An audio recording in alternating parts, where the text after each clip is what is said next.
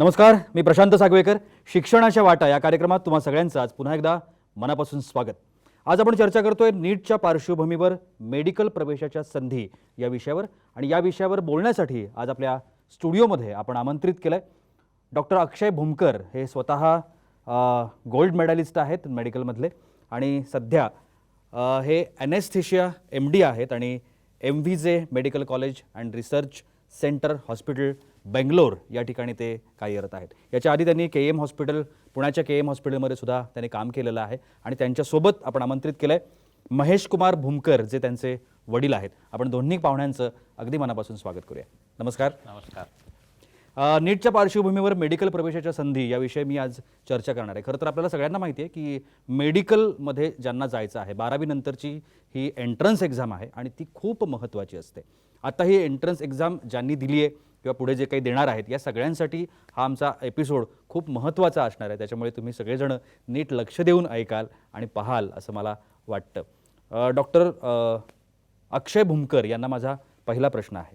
शासकीय प्रवेशासाठी विद्यार्थी आणि पालकांची पसंती असते, पण तिथे प्रवेश मिळू शकत नसल्यानं खाजगी मेडिकल हा जो काही एक पर्याय आहे तो योग्य वाटतो का? आणि या संदर्भात तुमचा स्वतःचा एक्सपिरियन्स आहे, कारण तुम्ही शिकलेला आहात, बाहेरगावी जाऊन तुम्ही शिकलेला आहात, त्यामुळे या पर्टिक्युलर विषयाबद्दल तुम्ही काय सांगाल? दरवर्षी जर आपण पाहिलं तर इंडियामध्ये बघितलं तर गव्हर्नमेंट जे शासकीय कॉलेजेस जे असतात ते फार कमी असतात. त्यामुळं काय होतं, आणि जे नीटला बसणारे जे विद्यार्थी असतात त्यांची संख्या साधारणपणे 13 ते 15 लाखांमध्ये असते. त्यामुळं ज्यांना कमी पैशात ज्यांना शिक्षण हवं असतं ते आहे गव्हर्नमेंट मेडिकल कॉलेजेसमध्ये असतं. त्यामुळं काय होतं की सीट्स कमी असल्यामुळे त्यांना ते सीट्स न मिळण्यामुळे ते लोक प्रायव्हेट कॉलेजेसला जातात. पण प्रायव्हेट कॉलेजेसांचं काय असतं की त्यांची फीस फार महाग असते, साधारण 12, 13, 14 लाखापर्यंत जाऊ शकते. दुसरं गोष्ट म्हणजे कसं असतं की आता ज्यांना हेही अफोर्डेबल नाही, म्हणजे गव्हर्नमेंट कॉलेज नाही मिळत, प्रायव्हेट कॉलेजेसमध्ये त्यांना फी अफोर्डेबल होत नाही, मग ते लोक काय करतात, फॉरेनमध्ये जाण्याचं एक संधी बघतात.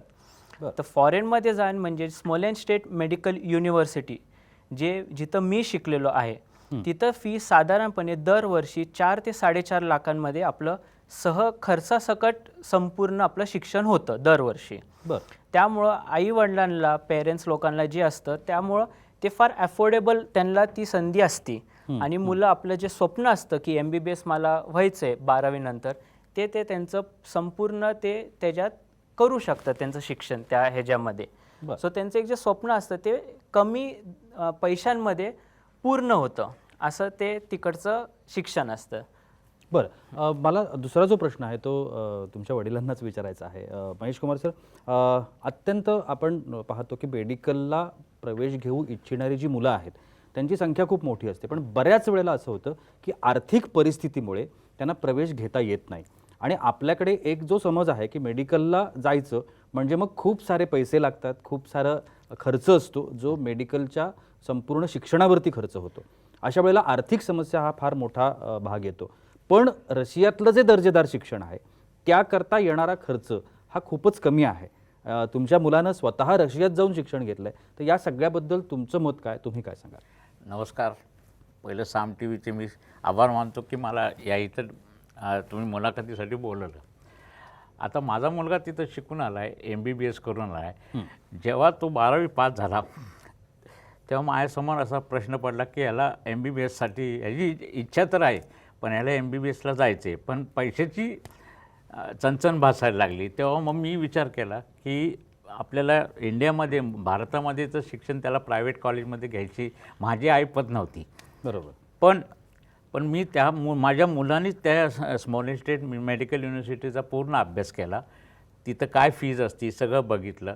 मग मी आणि आमच्या मिसेसनी मिळून दोघांनी बजेट तयार केलं आणि त्यानंतर मग मला असं वाटलं की माझा मुलगा तिथं जाऊन MBBSचं शिक्षण चांगलं घेऊ शकतो. आणि तेवढं जे त्यावेळेस फी 4 ते 4.5 लाख होती, कम्पेअर टू आपल्या भारतामध्ये जे प्रायव्हेट कॉलेजेस त्याच्याप्रमाणे तर खूप कमी मला हे लागलं. तर माझी एक इच्छा तयार झाली की बाबा माझ्या मुलाला कसल्याही परिस्थितीत मी तिथं प्रवेश घेऊ शकतो आणि त्याला MBBS करू शकतो. आणि थोडी आर्थिक परिस्थिती थोडी कशी होती की त्यावेळेस बँकेचं लोन हे ते सगळं आम्हाला बघायला लागत होतं आणि अनायाशाने सगळं व्यवस्थित होतं. या कॉलेजला गव्हर्नमेंटचं रेकग्निशन असल्यामुळं आपल्याला बँकेचे सगळे लोन आपल्याला मिळून जातात त्या शिक्षणासाठी. त्यामुळं प्रवेश घेणं हे माझ्यासाठी त्यावेळेस खूप अडचणी होतं, पण एकदम सोयीस्कर ते मला मिळालं आणि त्यामुळे माझा मुलगा आज 6 वर्ष व्यवस्थित शिक्षण करून तिथून आलेला आहे. नक्की. अक्षय, तुम्हाला एक वेगळा प्रश्न या ठिकाणी की स्कॉलरशिप असते. बरोबर. आता ही जी स्कॉलरशिप असते ती स्कॉलरशिप जेव्हा तुम्ही बाहेरच्या देशांमध्ये जाता तर त्या ठिकाणी ती स्कॉलरशिपची व्यवस्था असते का? कारण बऱ्याच वेळेला काय होतं की स्कॉलरशिपच्या माध्यमातून जे फंडिंग विद्यार्थ्यांना मिळतं ते फंडिंग त्यांच्यासाठी खूप महत्त्वाचं असतं, कारण ते कुठल्याच लोन स्वरूपातलं नसतं किंवा काय नसतं. हा त्यांच्या टॅलेंटवरती मारलेला एक शिक्का असतो असं आपण म्हणूया.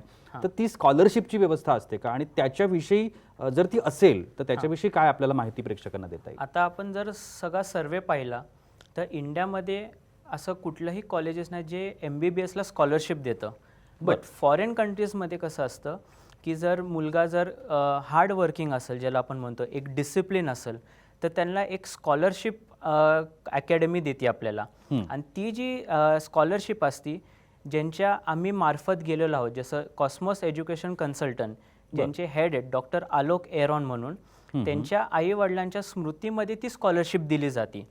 आता ही स्कॉलरशिप म्हणजे की टॅलेंटेड विद्यार्थी असतात. दरवर्षी जर मुलगा किंवा मुलगी हार्ड वर्किंग असेल, डिसिप्लिन असेल, ज्याला आपल्या आईवडिलांचे जर पैसे वाचवायचे असतील तर त्यांच्यासाठी ही साधारण स्कॉलरशिप असते. आता स्कॉलरशिप म्हणजे नक्की काय, म्हणजे जी आपण दरवर्षी जी फी भरतो, जी 4 ते 4.5 लाख रुपये जी फी असती ती संपूर्णपणे विद्यार्थ्यांना ती परत मिळून जाते. अशा रीतीची ती स्कॉलरशिप असते. त्यासाठी जसं मी तुम्हाला अगोदरही सांगितलं की मुलगा किंवा मुलगी तो डिसिप्लिन असला पाहिजे, हार्ड वर्किंग असला पाहिजे, तो जर टॉप रँकर्समध्ये जर त्याचं नाव आलेलं असतं तर जी आई वडील आपले मुलांसाठी जी फीज भरतात ती साधारणपणे सगळी माफ होऊन जाते. अशा प्रकारे ती स्कॉलरशिप असते. आणि ही स्कॉलरशिप जी आहे 6 वर्ष असते, म्हणजे पहिलं वर्ष घ्या, दुसरं, तिसरं ते 6व्या वर्षापर्यंत तुम्हाला दरवर्षी ती स्कॉलरशिप मिळत असते. आणि स्कॉलरशिपचं एक हे असतं की विद्यार्थ्यांना हे वाटतं की बाबा आईवडिलांनी जर आपलं एवढं खर्च केलेला असेल तर आपण त्यांना एक रिफंड म्हणून कसं द्यावं.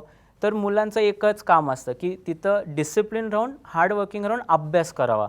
24/7 अभ्यास केल्यामुळं आपल्याला एक सॅटिस्फॅक्शन येतं की आपण आईवडिलांना आपण काहीतरी रिफंड देऊ शकलो त्यांना स्कॉलरशिपच्या मार्फतमध्ये. सो हे एक खूप, आणि कसं असतं की हे एक मोटिवेटेड असतं, मुलांना मोटिवेशन मिळतं त्याने की बाबा मी जर दरवर्षी अभ्यास केला तिथं व्यवस्थित, मला कॉलेजकडून स्कॉलरशिप मिळाली तर मी आईवडिलांना थोडा हातभार लावू शकतो, या वयातसुद्धा मी लावू शकतो. जे आपल्याला फॉरेन कंट्री जे रशिया आहे, स्मॉलेनस्टेट मेडिकल युनिव्हर्सिटी, जे आलोक सरांच्या आईवडिलांच्या नावामध्ये जी स्कॉलरशिप मिळते त्याच्यामार्फत आपण हेही एक पाऊल टाकू शकतो, म्हणजे की आईवडिलांना मदतीसाठी. सो ही जी स्कॉलरशिप असती हे जसं मी सांगितलं 6 वर्ष असती. तर तुम्ही दरवर्षी जसं जसं तुम्ही परफॉर्म करता, टॅलेंटेड असाल आणि पहिल्या रँकर्समध्ये आला तर तुम्हाला ही स्कॉलरशिप मिळू शकते. असे नक्की. मी महेश कुमार सर तुम्हाला थोडासा एक वेगळा प्रश्न विचारणार आहे या निमित्तानं, कारण आत्ता डॉक्टर अक्षय जे सांगत होते की शिस्तीचं खूप मोठा त्या ठिकाणी नियम पाळावा लागतो, अभ्यास पर्टिक्युलर लागतो, मेहनत तेवढी असते आणि तेवढे तास तुम्हाला इन्व्हेस्ट करायला लागतात या सगळ्याच्या पाठीमागे. म्हणजे जेवढा पैशांचा भाग आहे तेवढाच किंवा त्याच्याहूनही दुप्पट हा मेहनतीचा पार्ट आहे, हुशारीचा पार्ट आहे. डॉक्टर अक्षय यांच्याबद्दल तुम्ही काय सांगाल, कारण ते तुमचे पाल्य आहेत आणि ते स्वतः आज गोल्ड मेडलिस्ट आहेत. तर या सगळ्या पाठीमागे जी त्यांची मेहनत होती त्या मेहनतीबद्दल तुम्ही काय सांगाल? अक्षयबद्दल मला एवढंच सांगायचं होतं की तो पहिल्यापासून त्या डोक्यामध्ये MBBS करायचं हेच होतं आणि त्याला 12वीपासूनच माहीत होतं की इंडियामध्ये आपल्याला जर MBBS करायचं असलं तर आपल्या आईवडिलांची कॅपॅसिटी एवढी नाही आहे. बरोबर. त्यामुळे त्यांनी तो निर्णय तो ठामपणे घेतला आणि तो म्हटला की मला त्या स्मॉलेनस्टेट मेडिकल युनिव्हर्सिटीचा मी पूर्ण अभ्यास केला आहे पप्पा, तर त्यामुळं मी तिथं ॲडमिशन तुम्ही मला घ्या म्हणून. तर ते पहिलं वर्ष मला जेवढं हे गेलं त्यामध्ये त्यांनी इतका व्यवस्थित अभ्यास केला आणि सारखे माझे फोन असल्यामुळं, त्यांचं कम्युनिकेशन असल्यामुळं, त्यामुळे त्याचा अभ्यास कसा होतो आहे काय होतं हे मला सारखं समजत होतं. आणि त्यामुळे काय झालं की पहिल्याच वर्षी माझ्या मुलांनी स्कॉलरशिप काढली आणि तीच त्यांची कन्सिस्टन्सी पुढं 6 वर्ष ठेवली. आणि एवढंच एक की तो अभ्यास करायचा, व्यवस्थित करायचा, डिसिप्लिनमध्ये राहायचा. एवढंच कॉलेजचं नियम. कॉलेज हे फार स्ट्रिक्ट आहे. त्यामुळे कसं होतं की मुलींना फक्त तिथं अभ्यास करणं हे एकमेवच तिथं काम करायचं आहे. कारण आपले वडील जेव्हा आपल्या पालक एवढे पैसे खर्च करतात, त्यांचं एकच काम आहे की बाबा तिथं जाऊन अभ्यास करा आणि तेवढंच मग आम्हाला तेवढं रिटर्न मिळतात की बाबा चला आपली मुलांनी चांगलं स्कॉलरशिप मिळाली, आपली फी वाचली, पुढचे पैसे आपले वाचले, असं एक प्रकारचं आम्हाला एक समाधान मिळतं. त्यावर एवढा मुलाला लांब पाठवून पण आपण त्याचं हे केले, त्यांनी आपल्याला सार्थक केलं आपल्या शहराचं. नक्कीच. नीटच्या पार्श्वभूमीवर मेडिकल प्रवेशाच्या संधी या विषयावर मी चर्चा करतोय. डॉक्टर अक्षय भुमकर आणि त्यांचे वडील माझ्यासोबत आहे. खरं तर खूप महत्त्वाची गोष्ट आहे. हा प्लॅटफॉर्मच तेवढ्यासाठी आपण निर्माण केला की या नीटच्या प्रवेशासंदर्भातल्या या ज्या काही छोट्या छोट्या गोष्टी असतात, या छोट्या छोट्या गोष्टी आपल्याला माहीत नसतात जोपर्यंत आपण तिथे जाऊन प्रवेश घेत नाही किंवा तिथे जाऊन प्रत्यक्षात आपण ते सगळ्या गोष्टी पाहत नाही. आणि ह्याच गोष्टी सगळ्या तुमच्यापर्यंत पोहोचवण्याचा प्रयत्न आहे. अजूनही प्रश्न आहेत मनामध्ये, ते विचारायचे त्या दोघांनाही. पण तुर्तास वेळ होते एका छोट्याशा विश्रांतीची. कुठे जाऊ नका, पाहत राहा शिक्षणाच्या वाटा. विश्रांतीनंतर शिक्षणाच्या वाटा या कार्यक्रमात तुम्हा सगळ्यांचं पुन्हा एकदा मनापासून स्वागत. नीटच्या पार्श्वभूमीवर मेडिकल प्रवेशाच्या संधी या विषयावर आपण चर्चा करतोय आणि डॉक्टर अक्षय भुमकर आणि त्यांचे वडील महेश कुमार भुमकर आपल्यासोबत चर्चा करत आहेत. डॉक्टर अक्षय, आत्ता खूप छान पद्धतीची माहिती आपण सांगितली. मात्र आत्ता ज्या महाविद्यालयामधून रशियामधल्या आपण हे सगळं शिक्षण घेतलं, आपण डॉक्टर झाला, आपण गोल्ड मेडल मिळवलं, आता हा सगळा जो प्रोसेसचा पार्ट असतो, तो जसं मी मगाशी ब्रेकपूर्वी जाताना म्हटलं की आपल्याला जे नवीन जाणार आहेत किंवा नवीन ज्यांना प्रवेश घ्यायचा आहे त्यांना ह्या सगळ्या गोष्टी माहिती नसतात. त्याच्यामुळे त्या कॉलेजबद्दल जर अजून तुम्ही डिटेल सांगू शकलात, अजून माहिती सांगू शकलात, तर मला वाटतं आत्ता जे कोणी प्रेक्षक आपल्याला पाहत आहेत त्यांना खूप चांगल्या पद्धतीची माहिती मिळू शकेल.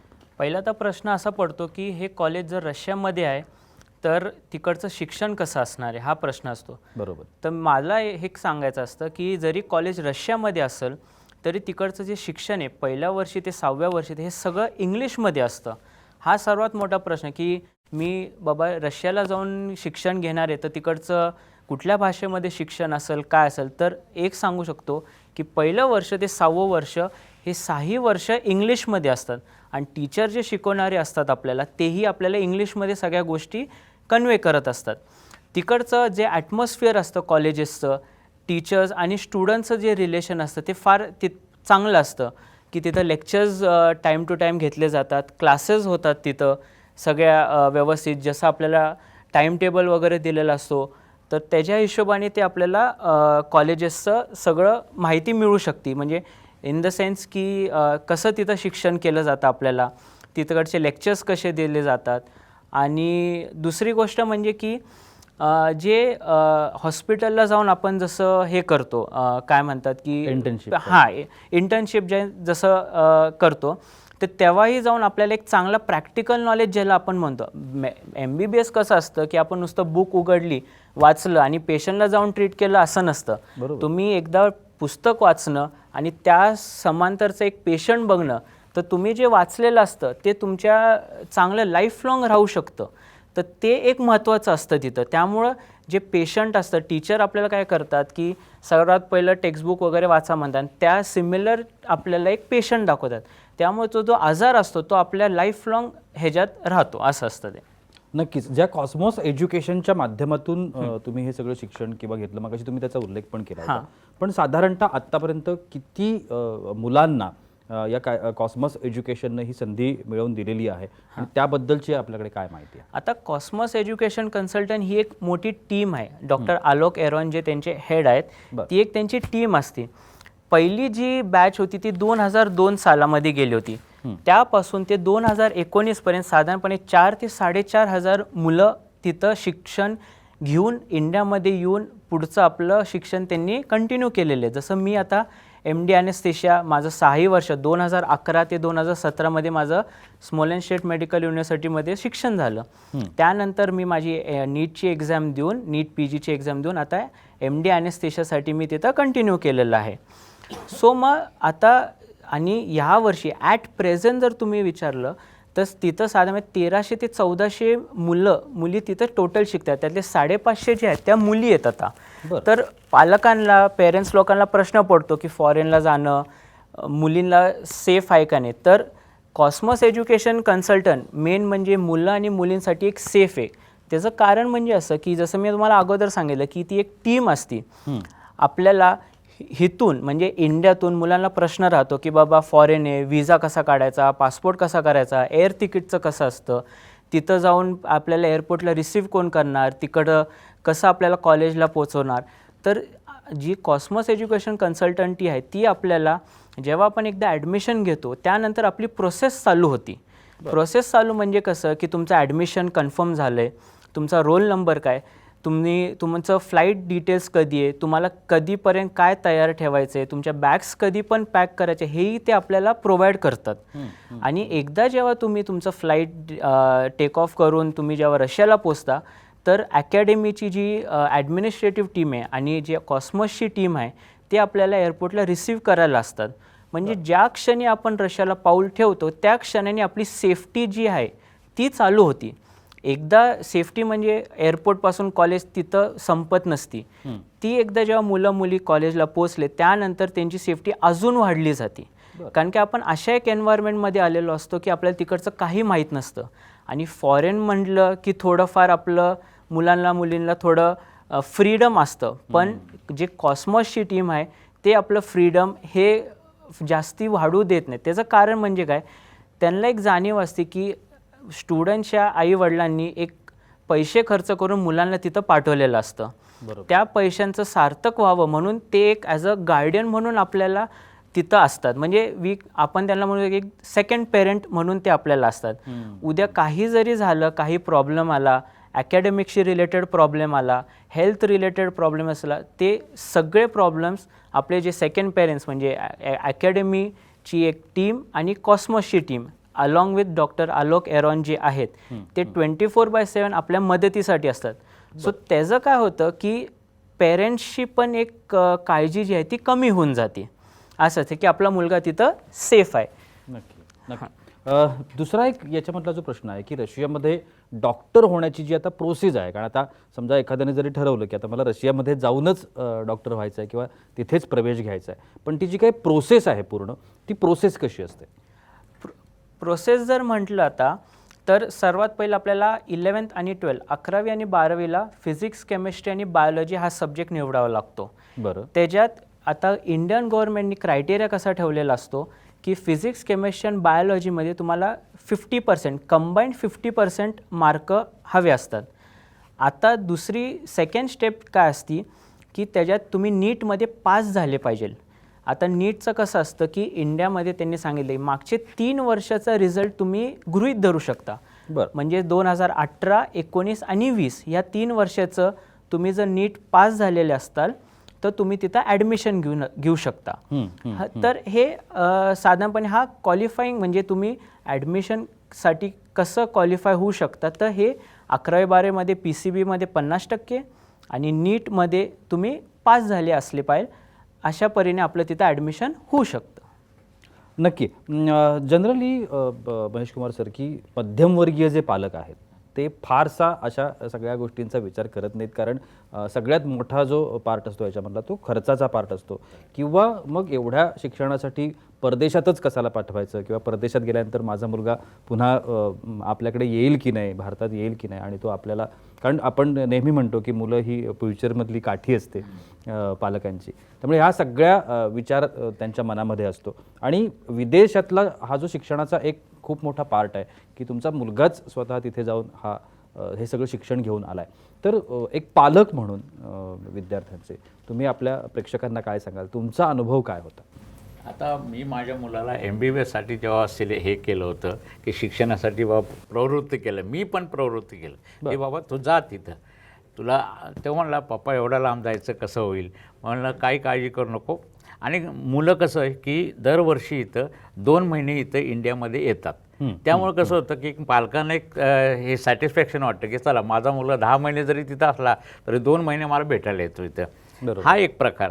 आणि दुसरी गोष्ट म्हणजे की फीच्या संदर्भात म्हणलं तर फीच्या संदर्भात आता फी आपल्याला जे प्रायव्हेट कॉलेजमध्ये भारतामध्ये घ्यायची एवढी ऐपत मध्यम वर्गांची तरी नसती. तर त्यामुळं काय होतं की सगळे बहुतेक मध्यमवर्गीय काय करतात, आता हा कल जरा वाढलेला आहे फॉरेनमध्ये जायचा. इंडियामध्ये लोक एवढं अफोर्ड करू शकत नाही फी. त्यामुळं काय होतं की पालकांना अशी इच्छा असते माझ्या मुलांनी खूप डॉक्टर व्हावं, इंजिनियर व्हावं. पण आता डॉक्टर व्हावंसाठी ह्या कॉलेजला आपण जेव्हा ॲडमिशन घेतो त्यावेळेस मी जेव्हा बघितलं तर फी फार कमी होती आणि मुळात स्कॉलरशिप त्याला म्हणजे मिळत गेली. त्यामुळं हा मला आर्थिक प्रश्न माझा सुटून गेला त्यासाठी. आणि दुसरी गोष्ट कसं, मी बँक लोन पण ॲप्लाय केलं होतं, मला बँक लोन पण सँक्शन झालं होतं. मध्यमवर्गीय असल्यामुळे असं होत नाही की तुम्हाला बँक लोन सँक्शन होत नाही. तुमचा मुलगा हुशार आहे, तुमचं हे, तर बँक आपल्याला पैसे ते सँक्शन कर्जरूपी देते. पण मला अशी परिस्थिती माझ्यावर आली की माझ्या मुलाने मला 1 रुपया पण भरायला मला लागलं नाही. त्यामुळं कसं आहे की हा एक मला खूप फायदा झाला माझ्या मुलापासून. आणि दुसरी गोष्ट कसं की शिक्षण जे फॉरेनमध्ये आत्ता करायचं ना, तिथं प्रॅक्टिकल नॉलेज जे असतं की बाबा खूप चांगलं तिथं शिक्षण मिळतं. जसं कम्पेअर टू इंडिया म्हणलं ना, तर प्रॅक्टिकल नॉलेज म्हणजे तुम्हाला तिथं सगळ्या परीक्षा त्याच्या मी तोंडून ऐकत होतो की वायवा परीक्षा असतात की तुम्ही फक्त उत्तरं द्या. लेखी परीक्षाचं तिथं काही नाही आहे. उत्तरं देऊन जेवढं तुम्ही तुमचं नॉलेज तुम्ही हेच करू शकता तेवढं ते त्यांच्यासाठी फायद्यासाठी असतं आणि परीक्षेला बी त्यांना फायदा होतो त्यासाठी. नक्कीच असे नक्कीच. डॉक्टर अक्षय, आपण कार्यक्रमाच्या अगदी अंतिम टप्प्यामध्ये आहोत. जाता जाता आपले जे प्रेक्षक आहेत आत्ता किंवा आपली मुलं जी आत्ता ह्या सगळ्या गोष्टींसाठी इंटरेस्टेड असतील, पालक असतील, तुम्ही जाता जाता अगदी थोडक्यामध्ये आमच्या प्रेक्षकांना काय सल्ला द्या? मी एकच, जे आता ज्यांनी नीट दिलेली आहे किंवा ज्यांनी अगोदर लास्ट इयर पण नीट दिलं आहे, त्यांना मी एकच सांगेल की तुम्हाला जर MBBS बेस्ट एड्युकेशन जे आपण म्हणतो ते जर तुम्हाला घ्यायचं असेल तर माझ्या मते तुम्ही स्मॉलेंड स्टेट मेडिकल युनिव्हर्सिटी जी आहे तिथं तुम्ही जाऊन एकदा बघावं. आता तुमच्यासमोर एक उदाहरण मीच आहे. मलाही पहिलं असं वाटलं होतं की बाबा फॉरेन कंट्री आहे, कसं मी तिथं ॲडजस्ट होणार, तिकडचं एज्युकेशन सिस्टीम कशी आहे, काय कशी आहे. बट जेव्हा मी तिथं पहिलं पाऊल ठेवलं आणि तिकडचं एज्युकेशन सिस्टीम बघितली, जे प्रॅक्टिकल नॉलेज मला, MBBS म्हणजे पुस्तकं नव्हे. MBBS म्हणजे तुम्ही पुस्तक आणि प्रॅक्टिकल हा 2 अंतर आहे. MBBS म्हणजे पुस्तकामध्ये जे वाचता ते तुम्ही पेशंटच्या समोर तसं दिसू शकत नाही, वेगळंही असतं. सो त्या मनाने प्रॅक्टिकल नॉलेज जे आपण म्हणतो त्याच्यावरती तिथं फार भर दिला जातो. नक्कीच. त्यामुळं मुलं जे आहे ते बुकिश नॉलेज नसतं तिथं सर्व प्रॅक्टिकल नॉलेज असतं. दुसरी गोष्ट म्हणजे स्कॉलरशिपचंही मी तुम्हाला सांगितलं, तो पण एक प्लस पॉईंट असतो ज्यामुळं मुलं मोटिवेटेड राहतात की नाही बाबा मला स्कॉलरशिप काढायची. म्हणजे अक्षय, आपल्याला थोडक्यात असं म्हणता येईल की सर्वांगीण विकासाकरता म्हणा किंवा जे सर्वांगीण शिक्षण आपण म्हणतो मेडिकलमधलं, ते खूप चांगल्या पद्धतीनं रशियासारख्या ठिकाणी खूप कमी पैशांमध्ये व्यवस्थित मिळू शकतं. आणि हाच कॉन्फिडन्स आपण आजच्या कार्यक्रमाच्या माध्यमातून आपल्या प्रेक्षकांना देऊया. ज्यांना ही एंट्रन्स एक्झाम करून पुढे जायचं आहे आणि ही संधी मिळवायची आहे, त्यांनी निश्चितपणानं या गोष्टीचा प्रामुख्यानं विचार करायला हवा असंही आपल्याला म्हणायला हरकत नाही. तुम्ही दोघेही आज या कार्यक्रमात आलात, सहभागी झालात आणि एवढी छान माहिती आमच्या प्रेक्षकांना दिलीत, त्यासाठी तुम्हा दोघांचेही अगदी मनापासून आभार. नमस्कार. थँक्यू. आणि याबरोबरच वेळ होते इथे थांबण्याची. कुठेही जाऊ नका, पाहत रहा साम TV.